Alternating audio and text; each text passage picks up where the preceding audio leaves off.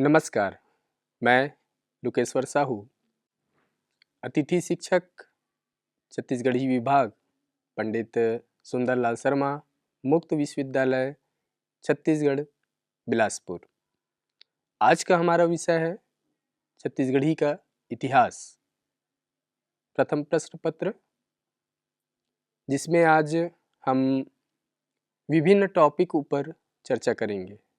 पहला, छत्तीसगढ़ी भाषा। दूसरा, छत्तीसगढ़ी भाषा का इतिहास। तीसरा, छत्तीसगढ़ी की उत्पत्ति के विकास क्रम की व्याख्या। चौथा, छत्तीसगढ़ी भाषा को राजभाषा का दर्जा। राजभाषा आयोग की जानकारी, राजभाषा आयोग की योजनाएं, छत्तीसगढ़ी भाषा और देवनागरी लिपि और छत्तीसगढ़ी भाषा से बहिष्कृत लिपियां, इन विषयों पर आज हम चर्चा करेंगे। पहला है छत्तीसगढ़ी भाषा। मनुष्य की चेतना के सांस्कृतिक स्वरूप एवं उसके चिंतन का आधार उसकी भाषा ही होती है। मानवीय भावों की अभिव्यक्ति के प्रमुख और सहजतम साधन के रूप में भाषा मानव को ईश्वर की देन है। भाषा संस्कृति का अभिन्न अंग होता है। भाषा संसार के सभी विषयों तथा ज्ञान का माध्यम है। भारत में विभिन्न भाषा भाषी लोग रहते हैं। सबकी अपनी अपनी भाषा है और भाषा ही उनका पहचान है। यही कारण है कि हम उन्हें भाषा के आधार पर पहचान सकते हैं। जैसे तमिलनाडु तमिल भाषा, मराठी भाषा महाराष्ट्र से है, उड़िया भाषा उड़ीसा में बोला जाता है। उसी प्रकार से छत्तीसगढ़ी भाषा जो है छत्तीसगढ़ और विभिन्न विभिन्न नाम से संबोधित करते हैं। जनपदीय भाषाओं का योगदान हिंदी भाषा के विकास में एक महत्वपूर्ण घटक है, जिसे देशज कहा जाता है। इसी ओर संकेत करते हुए महात्मा गांधी जी ने कहा था, भाषा की नदी का उद्गम जनता के हिमालय में है। हिमालय से निकली हुई गंगा हमेशा बहती रहेगी। इसी प्रकार ग्राम की हिंदी हमेशा बहती रहेगी, जबकि संस्कृत में तथा फारसी में हिंदी छोटी नदी की भांति जो छोटी सी पहाड़ों से निकलती है, सूख जाएगी और लोप हो जाएगी। अगला टॉपिक हमारा है छत्तीसगढ़ी भाषा का इतिहास। छत्तीसगढ़ी भाषा का इतिहास उतना ही पुराना है जितना छत्तीसगढ़ राज्य का नाम। छत्तीसगढ़ी के नाम पर यहाँ बोली जाने वाली भाषा बोली को छत्तीसगढ़ी के नाम से जाना जाता है। छत्तीसगढ़ी में मिले शिलालेखों के आधार पर छत्तीसगढ़ी को जन्म देने वाले प्राचीन भाषा रूप का इतिहास ईसा पूर्व 3री शताब्दी तक पहुंचता है। उसके पहले ईसा पूर्व 4ठी शताब्दी के सौरसेनी प्राकृत के शिलालेख पूर्व दिशा में उपलब्ध हैं, जिनसे यह सिद्ध होता है कि इन प्राकृतों के मध्यवर्ती क्षेत्र में इनके मिश्रण से अर्धमागधी का स्वरूप निर्धारण हो रहा था। तीनों प्राकृत सौरसेनी, मागधी, अर्धमागधी की अनुवांशिक संबंधता आज तक प्रवाहमान है, जिसके प्रमाण स्वरूप अर्धमागधी प्रसूत छत्तीसगढ़ी के उत्तर पश्चिम में, सौरसेनी प्रसूत बुंदेली और पूर्व में मागधी प्रसूत उड़िया फल फूल रही है। आज से लगभग 1000 वर्ष पूर्व इस क्षेत्र में है वंशी नरेशों का राज्य आरंभ हुआ, जिन्होंने यहाँ अर्धमागधी से विकसित बोली का प्रचार प्रसार किया, जो यहाँ की पूर्ववर्ती स्थानीय द्रविड़ और आग्रेय बोलियों पर राजकीय प्रभुत्व वाली सिद्ध हुई, जिससे वे बोलियां छितर कर पहाड़ी और वन्य क्षेत्रों में सिमट गई और यहाँ छत्तीसगढ़ी का प्राचीन रूप स्थिर हो गया। G.A. ग्रियर्सन के अनुसार छत्तीसगढ़ी पूर्वी हिंदी, जिसका केंद्र अवध है, से जबलपुर और मंडला होते हुए इस भूभाग पर आई। इसका आगमन उन कार्य लोगों के साथ हुआ जो यहाँ आकर बस गए। एक अवधारणा यह भी है कि छत्तीसगढ़ी को कल्याण शाह के पूर्वज अपने दहाल राज्य में लाए। दहाल राज्य है वंश का मूल राज्य था। भाषाविदों का मानना है कि विकास के क्रम में छत्तीसगढ़ी पर उत्तर में बहेली, पूर्व में उड़िया, दक्षिण में तेलुगु तथा पश्चिम में मराठी का प्रभाव पड़ा। यही कारण है कि छत्तीसगढ़ी पर अपनी भगनी बोलियों अवधी और बघेली का बहुत अधिक समानता व एकरूपता है। सामान्य तौर पर छत्तीसगढ़ी को 250-300 वर्ष पुरानी भाषा माना जाता है। वैसे किसी अभिलेख के अभाव में स्पष्ट नहीं कहा जा सकता है कि छत्तीसगढ़ी का अतीत और इतिहास कितना पुराना है। बस्तर संभाग के दंतेवाड़ा जिले से छत्तीसगढ़ी में प्राप्त एक शिलालेख अभिलेख को सबसे पुराना अभिलेख माना जाता है। जिस क्षेत्र में यह शिलालेख मिला है वह तथ्य छत्तीसगढ़ी के तहत आता था। यह तय नहीं है, पर संदर्भित शिलालेख में प्रयुक्त विभिन्न शब्दों यथा थोर हो, बचनिया का उपयोग किया गया है। उससे लगता है कि यहाँ छत्तीसगढ़ी बोली जाती होगी। यह शिलालेख सन 1703 का माना जाता है। वैज्ञानिक अध्ययन की दृष्टि से बोलियां भाषाओं की अपेक्षा अधिक महत्वपूर्ण है। उनमें भाषाओं के समान कृत्रिमता नहीं आने पाई और भाषाओं के अध्ययन में वे उपजीव भी हैं। छत्तीसगढ़ी बोली भाषा उड़िया, मराठी और तेलुगु से घिरी हुई है। इसके बीच बीच में ढेरों आदिवासी बोलियां हैं। इस सबका काम या अधिक प्रभाव छत्तीसगढ़ी पर न केवल पड़ा है अपितु अब भी पड़ता जा रहा है। छत्तीसगढ़ी व्याकरण के क्षेत्र में पहला यशस्वी प्रयास श्री हीरालाल काव्योपाध्याय जी ने लगभग 1880 में किया था।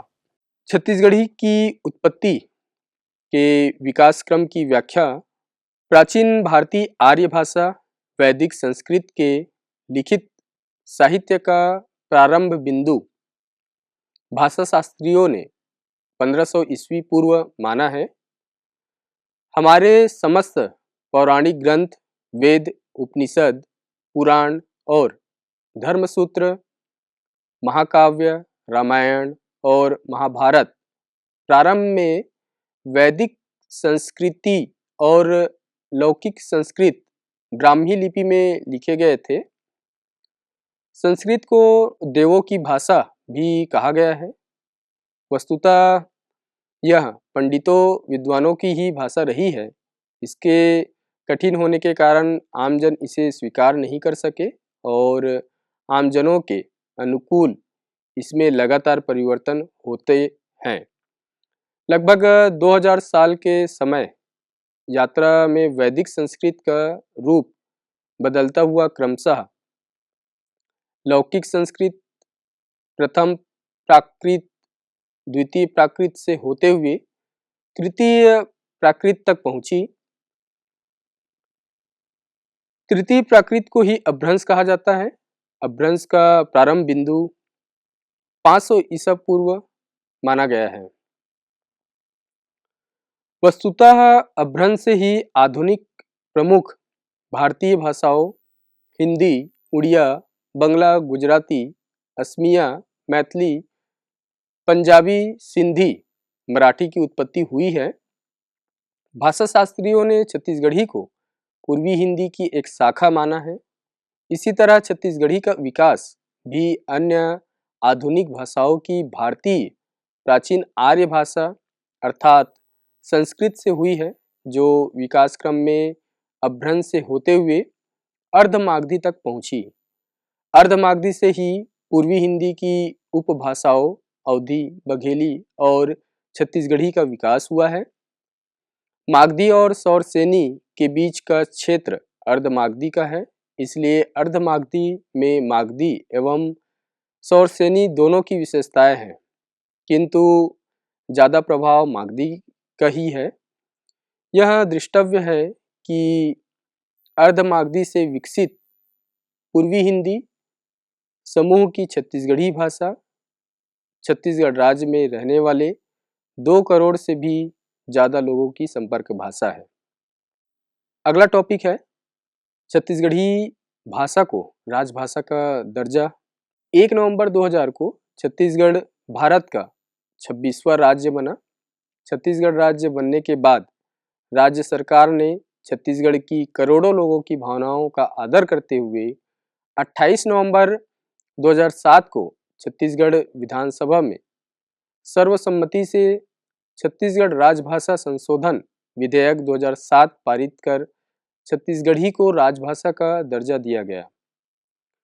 उपरोक्त तथ्य छत्तीसगढ़ी की श्रेष्ठता को सिद्ध करने के लिए पर्याप्त है।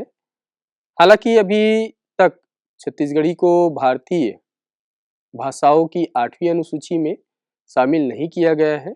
वह इसे पूर्वी हिंदी की समर्थ की भाषा माना गया है, जिसकी 2 भगनियाँ अवधी और बघेली है। छत्तीसगढ़ी का विकास अर्धमागधी अपभ्रंश से हुआ है। प्राचीन काल में छत्तीसगढ़ को दक्षिण कौशल के नाम से जाना जाता था एवं यहाँ बोले जाने वाली छत्तीसगढ़ी भाषा को कोसली कहा जाता था। छत्तीसगढ़ी गद्य का प्राचीनतम रूप दंतेवाड़ा के शिलालेख में मिला है। आइए जानते हैं राजभाषा आयोग के बारे में। 28 नवंबर 2007 को छत्तीसगढ़ी भाषा को राजभाषा का दर्जा दिया गया, जिसमें राजपत्र में प्रकाशन 11 जुलाई 2008 को हुआ। आयोग का गठन 14 अगस्त 2008 को हुआ। राजभाषा आयोग के प्रथम अध्यक्ष के रूप में पंडित श्यामलाल चतुर्वेदी जी थे। द्वितीय अध्यक्ष श्री दानेश्वर शर्मा जी थे और तृतीय अध्यक्ष डॉक्टर विनय कुमार पाठक जी थे। वर्तमान में अभी अध्यक्ष के पद रिक्त है। राजभाषा आयोग के जो योजनाएं हैं उनके बारे में जानेंगे। जैसे माई कोठी योजना, छत्तीसगढ़ी में प्रकाशित रचनाओं की 2-2 प्रति खरीदना माई कोठी योजना का उद्देश्य है। अगला है बिजहा योजना, विलुप्त हो रही छत्तीसगढ़ी शब्दों का संकलन। बिजहा योजना में जो शब्द विलुप्त हो रही है उस शब्द को संयोजन करना बिजहा योजना का मुख्य उद्देश्य है। आयोग के अन्य कार्य है शब्दकोश हिंदी छत्तीसगढ़ी, शब्दकोश छत्तीसगढ़ी हिंदी, शब्दकोश छत्तीसगढ़ी प्रशासनिक शब्दावली, शोध कार्य जो हुआ है रामचरितमानस में छत्तीसगढ़ी शोध कार्य हुआ। छत्तीसगढ़ी को लोकप्रिय बनाने के लिए राजकाज की दिशा में कार्य किया गया। अनेक विधायकों द्वारा विधानसभा में छत्तीसगढ़ी में शपथ ग्रहण किया गया। कुशाभाऊ ठाकरे पत्रकारिता एवं जनसंचार विश्वविद्यालय में छत्तीसगढ़ी पाठ्यक्रम चालू करने की घोषणा। पंडित रविशंकर शुक्ल विश्वविद्यालय रायपुर में एमए छत्तीसगढ़ी पाठ्यक्रम के लिए सहयोग प्रदान राजभाषा आयोग के द्वारा किया गया। अगला हमारा टॉपिक है छत्तीसगढ़ी भाषा और देवनागरी लिपि। छत्तीसगढ़ी भाषा देवनागरी लिपि में लिखी जाती है।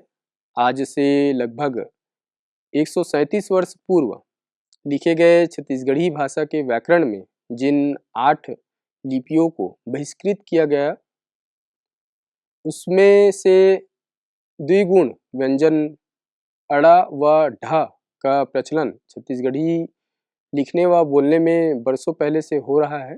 जैसे पांडो, एड़ी, बढ़िया आदि शब्द हैं जिनका उपयोग बरसों से हो रही है। उसी व्याकरण का अनुकरण करते हुए भाषाविद डॉक्टर रमेश चंद्र महारोत्रा ने वर्ष 2002 में छत्तीसगढ़ी लेखन का मानकीकरण नामक एक व्याकरण पुस्तक लिखा, जिसमें छत्तीसगढ़ी से बहिष्कृत 8 लिपियों के स्थान पर क्या प्रयोग करना है उसके बारे में बताया गया है। अगला हमारा टॉपिक है छत्तीसगढ़ी भाषा से बहिष्कृत लिपियाँ। कौन कौन से ऐसे शब्द हैं जो छत्तीसगढ़ी से बहिष्कृत है, पूर्ण वर्जित है, छत्तीसगढ़ी लेखन में हम इनका प्रयोग नहीं करते, जैसे ऋषिक री, शक्कर के सा, षटकोण के सा, त्रा, अक्षा, ज्ञा, अणा, स्रा तथा आधारा का उपयोग हम छत्तीसगढ़ी में लिखित रूप से नहीं करते। आइए हम इन शब्दों के बजाय किन शब्दों का प्रयोग हम छत्तीसगढ़ी में करेंगे। जैसे हम ऋषि के री के स्थान में छोटा री का प्रयोग करते हैं। जैसे अगर हम लिख रहे हैं ऋषि, तो ऋषि कैसे लिखते हैं? ऋषिक री और षटकोण के सा में छोटी सी, तो उसको हम छत्तीसगढ़ी में कैसे लिखेंगे? छोटा री और बड़ा सी, ये है ऋषि। उसी प्रकार से ऋण, तो ऋण को हम लिखेंगे ऋण। ऋतु, ऋतु को हम लिखेंगे ऋतु। इस प्रकार से री का हम प्रयोग करेंगे। उसी प्रकार से शक्कर के सा और षटकोण के सा के स्थान पर हम सरोता के सा का प्रयोग करते हैं। जैसे कहीं हम लिखते हैं शहर, तो शहर में जो स है वो शक्कर का सा है, उसके स्थान पर हम सरोता का सा शहर लिखेंगे। उसी प्रकार से पुरुष, पुरुष में षटकोण के सा है, उसके बजाय हम सरोता के सा का उपयोग करेंगे। शरबत, शरबत को हम छत्तीसगढ़ी में सरबत लिखेंगे।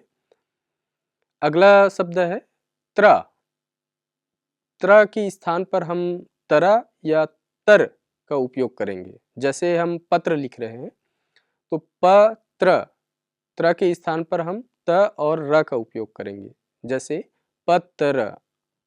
उसी प्रकार से पुत्र, पुत्र, उसके स्थान पर हम लिखेंगे तरा का उपयोग करेंगे, जैसे पुतरा, पुत्र। फिर अगला शब्द है चित्र, चित्र में चित्र का उपयोग करेंगे। अगला शब्द है छ, छ के स्थान पर छाता के छा या आधा का और छा में बड़े आक मात्रा का प्रयोग करेंगे।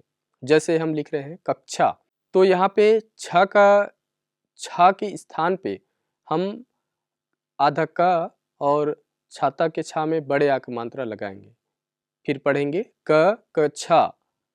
उसी प्रकार से शिक्षक, शिक्षक। फिर अगला शब्द है क्षमा, क्षमा के लिखेंगे तो छतरी का छा और माँ में बड़े आक मात्रा, क्षमा।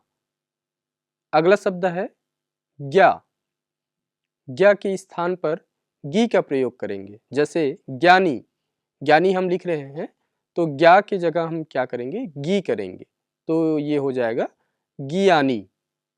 उसी प्रकार से जिज्ञासा, ये हो जाएगा जिज्ञासा। अगला है आज्ञा, आज्ञा हो जाएगा आगिया। इस प्रकार से हम छत्तीसगढ़ी में प्रयोग करेंगे। उसी प्रकार से अणा के स्थान पर हम न का प्रयोग करेंगे।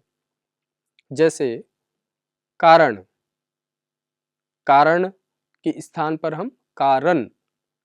फिर करण, करण के स्थान पर करण का उपयोग हम करेंगे। अगला शब्द है स्रा के स्थान पर सर, सरा, सी का प्रयोग करेंगे। उदाहरण देखेंगे, जैसे हम लिखेंगे श्रमिक, श्रमिक के स्थान पर हम छत्तीसगढ़ी में लिखेंगे श्रमिक, श्रमिक। फिर दूसरा शब्द है, हिंदी का शब्द है श्रीमान, तो हम श्रीमान को छत्तीसगढ़ी में कैसे लिखेंगे? श्रीमान। अगला शब्द है शराब, शराब, छत्तीसगढ़ी में लिखेंगे शराब। ये रहा सरा का छत्तीसगढ़ी में हम कैसे लिखेंगे। फिर अगला है आधा र के स्थान पर छत्तीसगढ़ी में पूरा र का उपयोग करते हैं। जैसे कोई शब्द लिखा हुआ है हिंदी में कर्म, तो यहाँ पे कर्म में आधा र का उपयोग हुआ है, तो हम जब छत्तीसगढ़ी में लिखेंगे तो ये हो जाएगा करम। उसी प्रकार से धर्म, धर्म, शर्म, शरम, इस प्रकार से हम आधा र के स्थान पर पूरा र का उपयोग करेंगे। उसी प्रकार से जैसे जिस शब्द में रेप लगा रहता है, जैसे प्र, क्री, क्र आदि जो शब्द रहते हैं, उसके स्थान पर भी पूरा र का उपयोग करेंगे। जैसे देखेंगे हिंदी शब्द प्राप्त, तो उसके स्थान पर हम प्रा की जगह पराप्त लिखेंगे। उसी प्रकार से अगला शब्द है प्रबल, प्रबल, यहाँ पर भी प्र लगा है, तो इसके स्थान पर परबल। क्रमशः, क्रमशः, इस प्रकार से हम छत्तीसगढ़ी का लेखन करेंगे। फिर अगला है जैसे कोई शब्द में कोई शब्द है प्री, क्री आदि ऐसे शब्द आते हैं, उसके स्थान पर भी हमें पूरा र का उपयोग करना है। जैसे शब्द हिंदी शब्द है पृथ्वी, पृथ्वी जब हम छत्तीसगढ़ी में लिखेंगे तो पीरिथ्वी, पीरिथ्वी करके हम छत्तीसगढ़ी में लिखेंगे।